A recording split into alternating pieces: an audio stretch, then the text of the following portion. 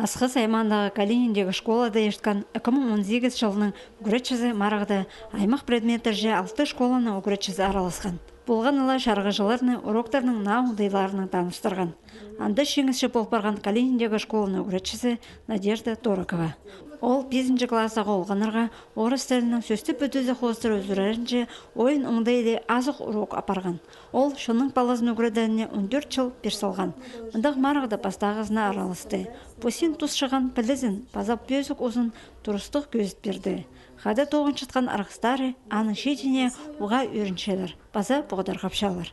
Чыл үгіретшізіне 2018 жылды ол атқа, бөсік атқа, мұндығы тұрыстық атқа ол тұрысты. Районның синейя болшы.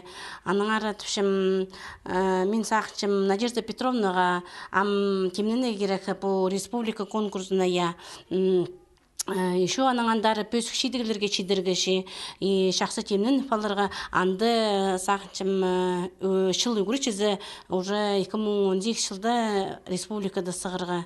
Анаңандар Москва азарбарарға алқыпшым қасық бұлзын біздің үгіретшіміз. Надежда Торокова 4 балының әжізі. Андағы оқсадамақ үгіретші.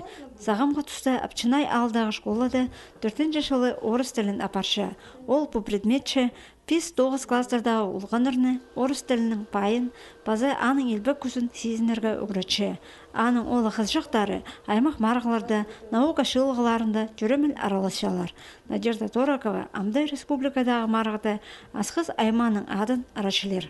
Аға ол амоқтан темнені пастабызды.